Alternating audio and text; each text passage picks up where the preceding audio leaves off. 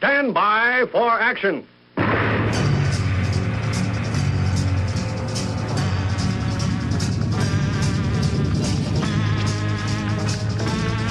Thanks for joining me. My name is Dave Miller. I am the Unpleasant Blind Guy. And 2014 has begun with the usual political hijinks. And if that's got you a bit blinded, that's okay, because I have the white cane of truth. Just grab onto my elbow, and we're going to get through this. Now, I want to start by thanking everybody who had really kind comments about my Christmas show. It was fun to do, a pleasure to do, and started a nice holiday season, hopefully for everybody. Now, I don't so much have a story to start with here. I have what I call a resolution. I think, like a lot of people, years ago, I decided I was not going to make New Year's resolutions. I feel that if you're going to do something to improve yourself, that's a decision that you make when you make it and you start doing it, and it doesn't really depend on the date on a calendar. So I don't go in for the traditional New Year's resolution thing. That said, I've seen something that I think is going to happen, and I believe we have to resolve ourselves to get ready for it and combat it and counter it. Now, I never tell people they should do things. Tell people what I'm going to do, and I might recommend that they do things. All right, so listen to what I'm about to say. Take it with a salt lick. If you don't know what a salt lick is, look it up, and hopefully you can put some of this to use. Now, the campaign against the Defenders of Liberty, and when I just say Defenders of Liberty, I'm talking about conservatives, I'm talking about people in the Tea Party movement, I'm talking about people like that, has already begun. It began last year with attacks from the Republican National Committee. They're gathering money, putting that in phony conservative groups, and campaigning against Tea Party movement candidates. That's what's happening in the establishment Republican Party. Now, the left is attacking on its side with income inequality. That's their thing for this year. They don't want anyone talking about the disaster that almost everyone can see that Obamacare has become, nor do they want anyone talking about the other disasters of this presidency and of the statist presidencies that have come before, things like the IRS scandal and particularly the NSA scandal. No. They want people talking about, quote-unquote, income inequality. So they're attacking on that front by beginning to say that unemployment should be perpetual. Now, I know some of you guys are going to say that that hasn't been strictly proposed, but all you have to do is read the recent Rolling Stone article where the guy who says he's a communist says that we should just give everyone a guaranteed government income, and then listen to Sheila Jackson Lee, a representative from Houston, Texas, who says that we should no longer call stuff that people get from the government welfare. We should call it transitional money or whatever. All right, all of this is leading to not just a few more weeks or a few more months of aid. It's leading to a point where someone will come out, someone who is actually in a leadership position, and say, look, whose ever fault the economy is, of course, they'll try and blame conservatives. People just can't make it. So we have to give people a guaranteed government income because we don't want them to starve, and if we don't do that, we're heartless. All right, so get ready for that.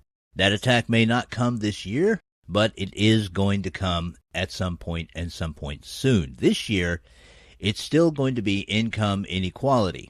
That's the position they're attacking from.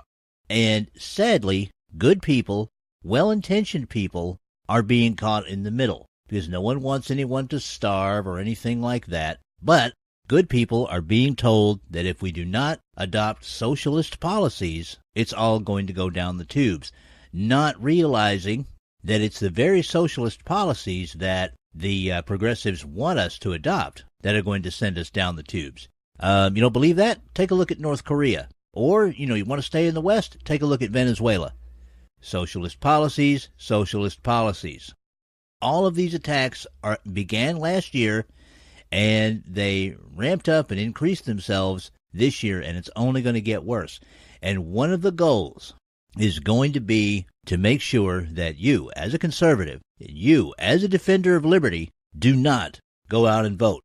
Or they want you to put out an absentee ballot that can easily be stolen or manipulated. It's not going to be easy between now and November. You're going to be attacked on all sides by people, some of whom are actually well-intentioned. I'm not talking about the leaders who never have had our interests at heart, but I'm talking about good-intentioned people who have been misled now for generations. All right?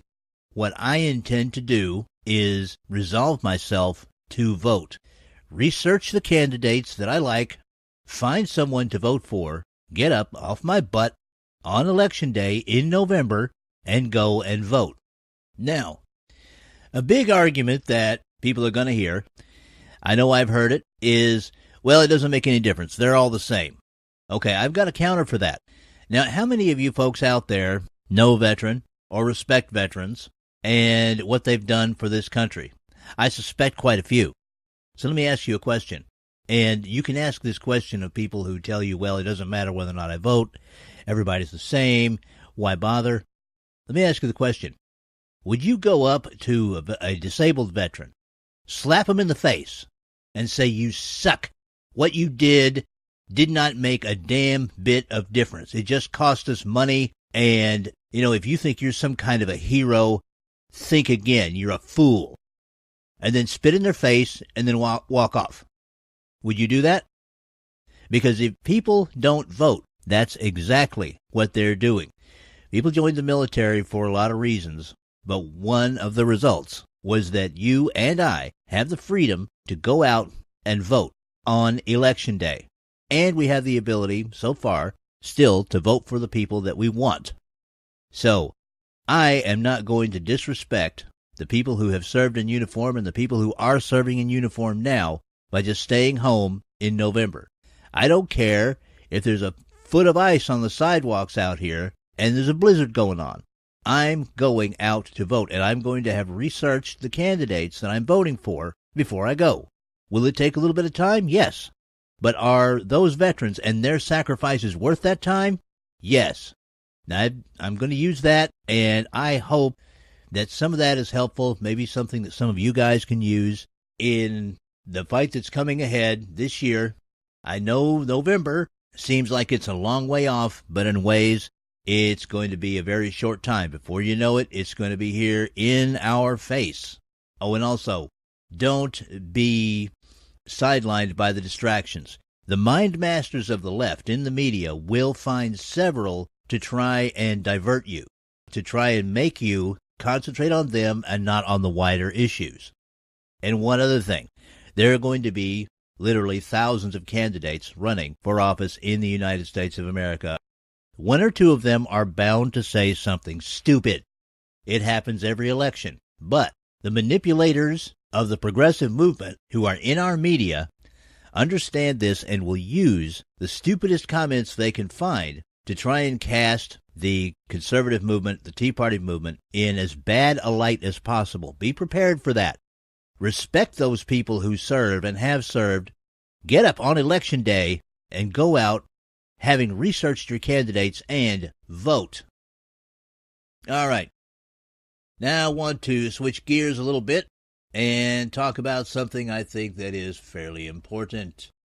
Now, this show is not just about the present. It's about the future. And I want to talk right now about a young man who needs your help.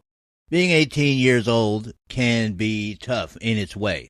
I know a lot of folks like me who are over 50 kind of wish we were back there again.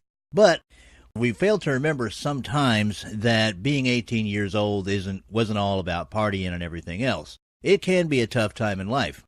It can be a bit tougher time when something happens to you that happened to a guy named Jackson Strecker. Now, he lives in Denton, Texas. He's 18. He suffered a stroke due to an AVM. That's an arterial venous malformation in his brain. and he's been in ICU in Harris Hospital in Fort Worth, Texas, and he's already gone under surgery more than once. He's not in a good way, and his family is asking for any help that people can give them in the form of prayers, good thoughts, happy mojo, things like that. And there's also a link, which I'm going to put in with everything else that I always put in, show links and or story links and whatnot in UBG Contact on the Twitter. Okay?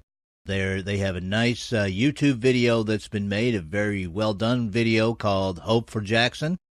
Link's going to be in there. And there's a site that gives fairly timely updates on Jackson's condition. So, I hope you patriots out there will look at those and send any kind of support you can. This is a suck thing to happen to an 18-year-old with his life ahead of him. Now, on to a favorite of mine and yours, Awesome Americans. And my Awesome Americans this time are Cassie Howard, an unknown firefighter in Bellevue, Washington, the Bellevue, Washington community, and Ellie the cat. Now, I'm going to warn you, before you follow the link on UBG Contact on the Twitter that I'm going to provide for this story, that some of the pictures in this story, even the unpleasant blind guy finds a little bit grody. But it's still worth looking at. Okay, this comes from the website Life with Cats. It's off a story from KING Channel 5 in Seattle. And here we go. Headline: Ellie the cat is rescued by firefighter and gets help for her injuries following house fire. A Bellevue, Washington woman and her cat are getting support from her community after her kitty was seriously injured in a house fire. Pet mom, that's how the website has it, Cassie Howard, stood for hours outside of the charred wreckage of her home one day earlier this month, refusing to leave without her cat. A fireman who promised to find Ellie the cat carried her outside after locating her exactly where Cassie thought she'd have gone to hide. Ellie was released from the vet hospital after several days, but returned on Tuesday for a procedure on her burns. She will return several times for further treatment. Cassie Howard tells the story compellingly, writing at the Help Heal Ellie You Caring fundraiser page. Life can change in a second. On the morning of Tuesday, November 5th, my apartment was in an explosion that started from the unit directly across the hall from mine. That's how they have it written here. The cause of the explosion is still unknown. My only thought was that my 1-year-old cat, Ellie, was still inside. My boss walked over there with me, while the whole time I was hoping that he had made a mistake and that it was a different building on fire. When we were close enough to see the building, it was for sure mine. I almost threw up. Every part of my body went numb as I watched helplessly as my life literally went up in flames. I kept pleading with everyone and anyone who would listen to please save my cat. I had this feeling that she was alive and was hiding under my bed. After 6 hours of standing in the rain and refusing to move from where I could see where most of my apartment was, a fireman approached me. He saw I was wearing my Pro Club uniform and informed me that he used to work at Pro Club in the 90s. He said it was like a family there, and family helps each other out. He told me that he was personally going in to find Ellie. Within minutes of climbing through my broken and burnt bedroom window, he emerged holding onto my little girl. She had been hiding under what was left of my bed. It was the best moment of my life during the worst day of my life. Ellie was rushed to a local animal hospital and was started on pain medication and antibiotics. She had x-rays, blood work taken, and IV fluids as well. They found a spot on her right leg that was burnt. The following morning, her burns had progressed, and she lost most of the fur on her left front leg and belly. The pads on her paws are badly burned as well. She inhaled smoke for 6 hours inside my bedroom, which had practically turned into a furnace. She was transferred to Seattle veterinary specialists on November the 6th to be carefully watched by respiratory specialists since her breathing is pretty labored. They have been giving her high-flow oxygen. She may require a skin graft on her burnt body. Her medical bills are piling up like crazy. We are hoping to raise enough to cover them. She's got a rough couple of months ahead of her until she fully recovers, but she is one tough cookie. All right, my vision isn't the best, and you might actually get a clue of that, as I do call myself the unpleasant blind guy. But there's a picture of Cassie's apartment here, and it's not what some people in this country would call a proper apartment building. It's basically an old house that's been converted into some apartments. And I can tell you just from looking at this picture that the building was trashed. The fact that this cat survived for 6 hours in a fire that basically gutted this entire house is a miracle. And the fact that people in the Bellevue community gave money for this cat's medical bills is, in my opinion, a reflection of the kind of awesome people Americans really are. When disaster strikes, big or small, we are some of the first to dig down deep and help out. It's one of the many things that makes me proud to be an American.